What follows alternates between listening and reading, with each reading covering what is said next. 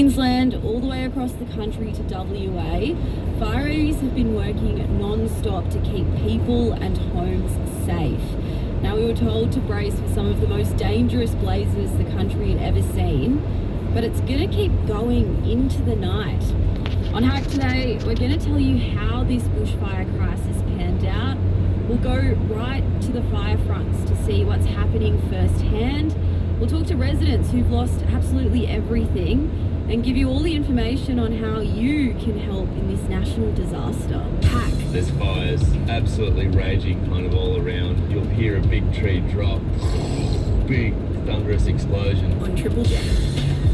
Right now there are more than 50 fires burning across New South Wales. Half of them aren't under control. There's a state of fire emergency that's been in place across 42 Queensland communities, and lives and homes have been at risk in Perth too.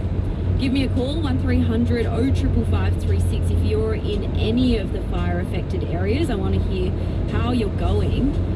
And things were changing all day. So let's go through how this panned out. I've been in this industry for 40 years. I have not seen a scenario like this before. Those words from the New South Wales Deputy Fire Commissioner Rob Rogers sound alarmist and ominous, right? But they were a frank description of what was expected. One of the most dangerous bushfires to ever hit Australia. Fire authorities say they're as prepared as they can be ahead of today's potentially catastrophic fire conditions across most of New South Wales. My focus is to save lives, is to save property. I mean, that has to be my focus today and the next few days. I'm the first to say how concerned we all are about climate change. New South Wales Premier Gladys Berejiklian fronted Breakfast Radio as 6 million residents in the east of her state braced for the worst, with temperatures forecast in the high 30s and huge wind gusts predicted. I was speaking to traumatised people on the ground in the Mid-North Coast on the weekend, people who'd lost everything. These warnings came after dozens of fires had already cut through the north of the state, destroying homes and killing 3 people. Fires were also being battled in Queensland and South Australia. But in preparation for today's catastrophic conditions, fireys got no break. So for the first time in Australia's recorded history, there was no rain anywhere on the mainland overnight, setting up the perfect conditions for the bushfires today. Hot and dry weather.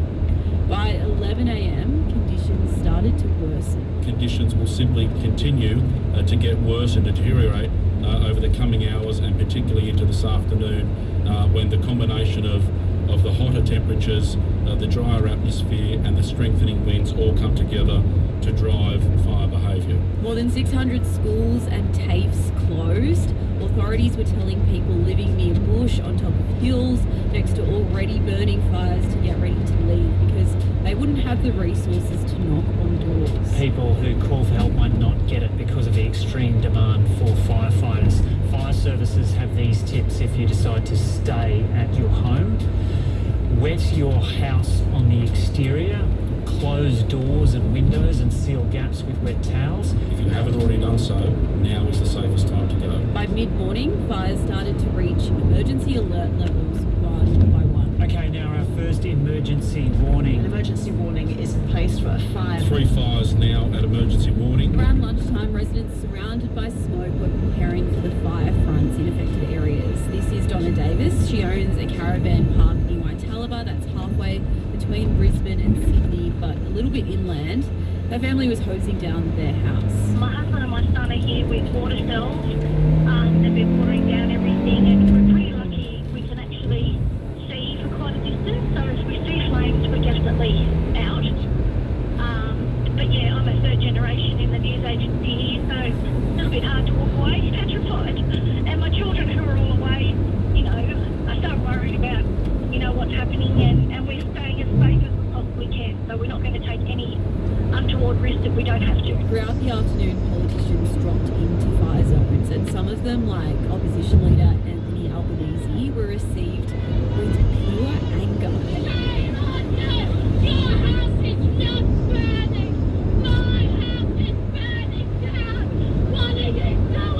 By 2:30 in the afternoon, 10 fires reached emergency warning levels in the north of New South Wales. Air quality became hazardous in places like southwestern Sydney, and fire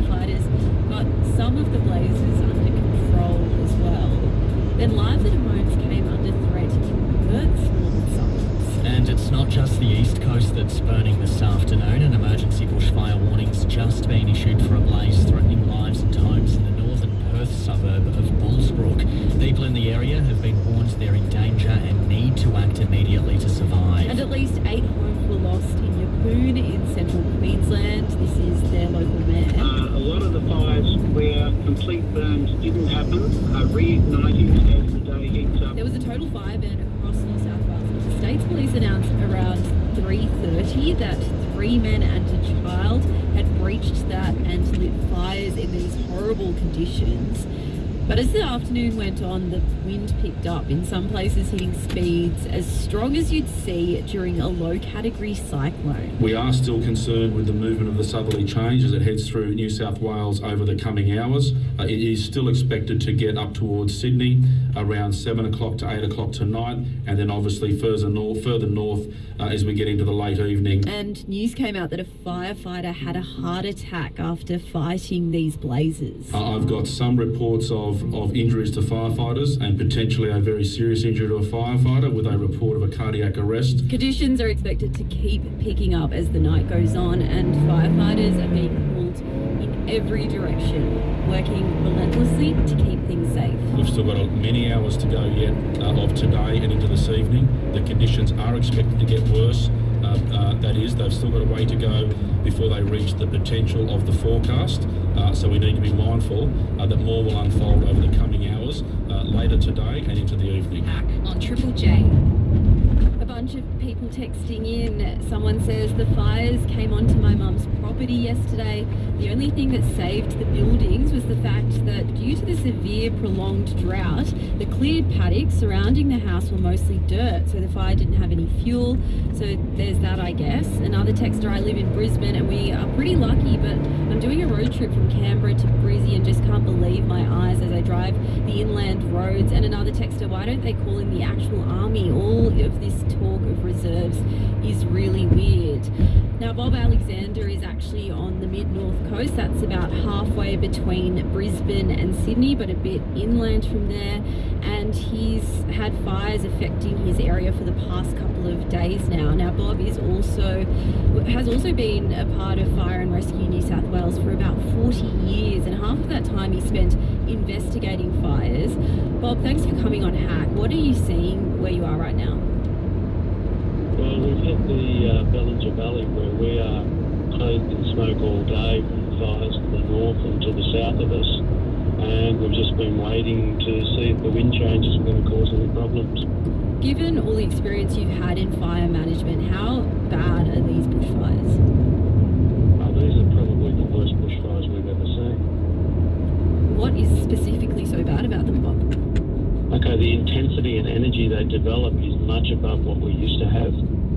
We noticed this phenomenon changing 15, 18 years ago. We've discussed it there with colleagues and tried to understand these developments and changes in the fire behaviour.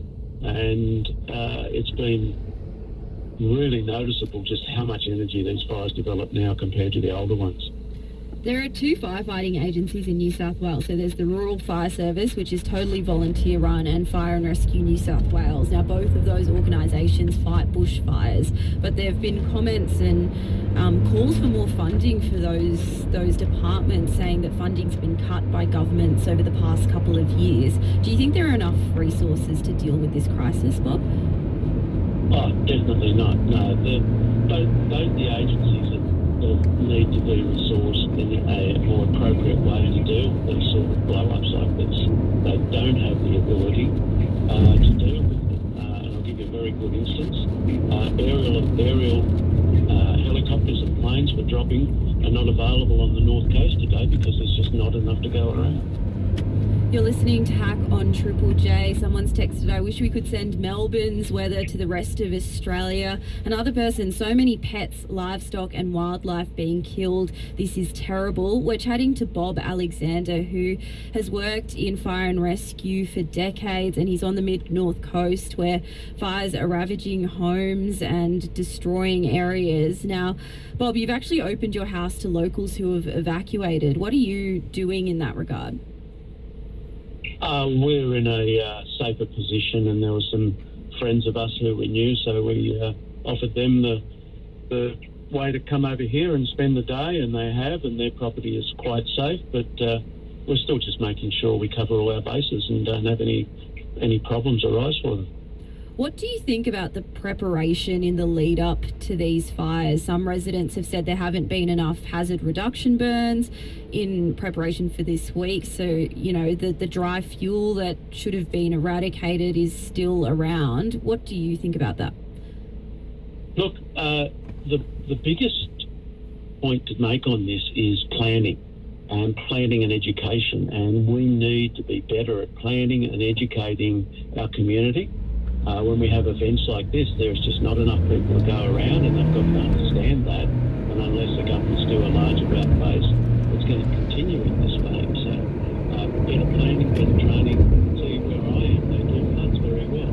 They don't do fires very well because I've been associated with them. So we're trying to put some plans in place up here to educate the community. And that is a way that we think will give everybody a little bit of confidence in their ability to be able to handle these situations. All right, Bob, and before we let you go, conditions are expected to worsen later into the night. How are you feeling about your home and what's going on over there as, you know, conditions are expected to get worse? Look, I'm confident that where we are will not be a great issue because we're in a very good, reliable position. But there are people who are stuck out in the bush, and for whatever reason they may have a problem too that will cause an issue for them. So hopefully, touch wood, they don't get any more losses in the evening, and we can then start to prepare for the next events that are going to come, because they're going to come. All right, Bob Alexander on the Mid-North Coast, thank you for making time for us on Hack, and good luck for the rest of the night. Now let's cross to Tom Tilley. He's actually been out on the fire front, seeing how much damage these blazes are causing. He's been talking to people affected, and right now he's actually near where Bob lives on the Mid-North Coast. Tom, what are you seeing there? Well, I'm on the other side of the fire to where Bob is on the northern side, and the nightmare scenario we've all been fearing is playing out right in front of my eyes. In front of me is a house, and the shed is currently on fire. At the neighbour's place, the sprinklers are going, but there's a massive grass fire near the house. We've got helicopters flying over the top, dropping the water bombs, and one of the roads heading south towards the town of Nunna Glen is now looking like it's closed off. We can still safely exit to the town of Glenray, which is just up the road. But it's a very intense scene, and the fire is absolutely going for it right now. Tom, it's sounding super windy where you are right now, and that's, as we've heard, the worst conditions for these fires. How are people feeling about the prospect of this getting worse tonight? Yeah, the wind is a key factor. We were just up another valley near the fire front, and I spoke to the fiery there, and I said, what are the chances of these houses going down if this fire keeps coming this direction? He said, look, if the forecast winds don't come, it'll be okay, but if they do, we're in serious trouble, and we're really feeling that northerly starting to blow now. The other risk in terms of the wind is the southerly change later. So it really depends how this fire burns. But sometime around 7, 8 o'clock, potentially later, the wind is going to switch to the south. And in some areas that could be a good thing because the areas behind it will already have been burnt out, and it'll sort of